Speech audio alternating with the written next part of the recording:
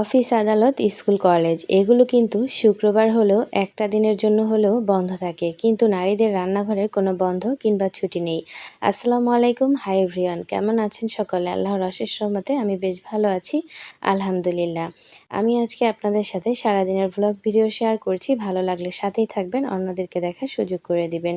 প্রথমেই আপনারা দেখতে পাচ্ছেন আমি একটা ট্রের মধ্যে মাছ নিয়ে নিয়েছি। এই মাছগুলো আমি গতকালকে কিনেছিলাম বাড়ি থেকে। বাড়িতে ফেরিওয়ালা এসেছিল তার থেকে, এবং এগুলো এভাবে ফ্রিজে রেখে দিয়েছিলাম। সময় কম ছিল হাতে, সেই জন্য আজকে এগুলো সকাল সকাল বের করে রেখেছিলাম। সেখান থেকে ২টা মাছ নামিয়ে নিলাম, আর বাকি মাছগুলো আমি পলিথিনে করে ফ্রিজে ফ্রোজেন করে রেখে দিব। আমি কিন্তু ইলিশ মাছ কখনই কেটে ধুয়ে পরিষ্কার করে রাখি না, কারণ এতে করে আমার মনে হয় ইলিশ মাছের স্বাদ গন্ধ নষ্ট হয়ে যায়। এবার এই মাছ কাটা হয়ে গেলে আমি খুব সুন্দর করে ধুয়ে পরিষ্কার করে এই মাছগুলোকে একটু লবণ মাখিয়ে রেখে দিব।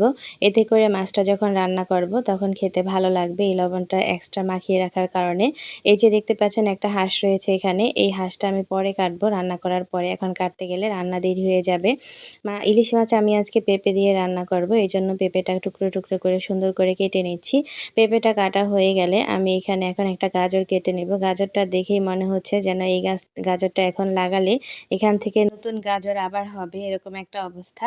এই জন্য আমি এই গাজরটাকে কেটে সুন্দর করে ধুয়ে পরিষ্কার করে ডিপ ফ্রিজে রেখে দিব, যাতে করে আমি পরে কোনো তরকারি, ভাজি কিংবা যে কোনো কিছুর মধ্যে ব্যবহার করতে পারি। সেই জন্য কিছুটা কেটেছি একদম চিকন চিকন করে, আবার কিছুটা একটু লম্বা করে কেটে নিলাম।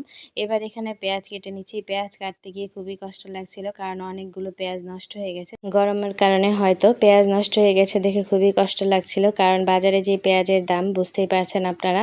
এই পেঁয়াজগুলো কেটে নিচ্ছি। প্রতিদিন কিন্তু আমরা পেঁয়াজ কাটতে নিলে সবাই খুব কম বেশি কান্না করি, তারপরে প্রতিদিন পেঁয়াজ কেটে রান্না বান্না করতেই হয়।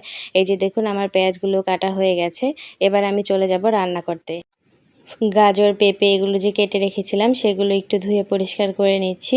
গাজরগুলো আমি ধুয়ে একটা বাটির মধ্যে উঠিয়ে নিচ্ছি, এরপরে পলিথিনে ভরে ফ্রিজে সংরক্ষণ করব। আপনারা চাইলে কিন্তু এভাবে ফ্রিজে গাজর সংরক্ষণ করতে পারবেন। যখন ঘরে গাজর থাকবে না নর্মাল ফ্রিজে, তখন আপনারা ডিপ থেকে নামিয়ে কিন্তু এটা ব্যবহার করতে পারবেন।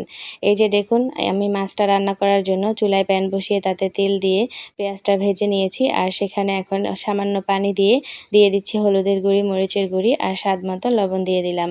এই আজকের আমার ইলিশ মাছ রান্না করার জন্য আমি আর এক্সট্রা কোনো ধরনের মশলা ব্যবহার করব না। আমার মশলা কিন্তু সব কিছু দেওয়া শেষ হয়ে গেছে। এবার এই মাছটাকে একটু নেড়েচেড়ে মিশিয়ে নিয়ে খুব সামান্য পানি দিয়ে ঢাকা দিয়ে ঢেকে দিচ্ছি। এরপরে মাঝখানের অংশগুলো আমি শেয়ার করতে পারলাম না। আমার রান্নাটা কিন্তু হয়ে গেছে। অন্য কাজ করতে গিয়ে ভিডিওগুলো আর করা হয়নি। আমি এই যে ডাল রান্না করেছি আজকের জন্য, আর মাছ রান্না করেছি পেঁপে দিয়ে। এই তো আমার রান্নাবান্না শেষ। আর ভাত রান্না করে রেখেছিলাম আগেই। হাঁসটা আমি বাজার থেকে আগেই পরিষ্কার করে আনিয়ে রেখেছিলাম। এবার এগুলোকে একটু খুব ভালোভাবে কেটে নিব। আমি যদি উপরের অংশটা খেতে পছন্দ করি না, যেটা চামড়া বলেন কিংবা স্কিন বলেন, যে যেটাই বলেন না কেন, তারপরে হাঁসেরটা কেন জানি একটু হলেও ভালো লাগে, তাই যতটুকু প্রয়োজন ঠিক ততটুকু রেখে বাকিটা আমি ফেলে দিব। আর এই হাঁসটা কিন্তু আমি আজকে রান্না করব না, হাঁসটা কেটে ধুয়ে পরিষ্কার করে রেখে দিব। এটা আমি আর একদিন রান্না করব, সেটাও আমি আপনাদের সাথে শেয়ার করব ইনশাল্লাহ। আগামী ভিডিও বা কোনো একদিন সেটা দেখতে পারবেন, যেদিন রান্না করব তার পরের দিন কিংবা সেদিন আপনাদের সাথে শেয়ার করব। এই যে হাঁসটাকে আমি একটু খুব ভালোভাবে ধুয়ে পরিষ্কার করে নিয়ে সেটাকে একটা পলিথিনের মধ্যে ফ্রিজে রেখে দিচ্ছি। সকালে নাস্তা খাওয়ার পর থেকে দেখুন এই যে অনেকগুলো থালা বাসন হয়ে গেছে। এবার এগুলোকে আমি ধুয়ে পরিষ্কার করে নিব। বড় বড় সেলিব্রিটিরা দেখি যখন থালা বাসন ধোয় সেটা ভিডিও করে যদি ছেড়ে দেয়, তাহলে সেটাও মুহূর্তের মধ্যে ভাইরাল হয়ে যায়। জানি না আমরা সেই দিন কবে পাবো আর কবে হবে সেই দিন, তবে মনে আশা আছে হবে ইনশাল্লাহ একদিন। আমি এই যে দেখুন সব কিছু ধুয়ে পরিষ্কার করে নিব, আর এরপরে গোসল করে নামাজ পড়ে ভাত খেয়ে নিব। ব্লগ ভিডিওটা আজকের মতো এখানেই শেষ করছি। আবার নতুন কোনো ভিডিও বা রেসিপি নিয়ে হাজির হয়ে যাব। সেই পর্যন্ত সকলে ভালো থাকবেন, আমার জন্য দোয়া করবেন। আল্লাহ হাফেজ।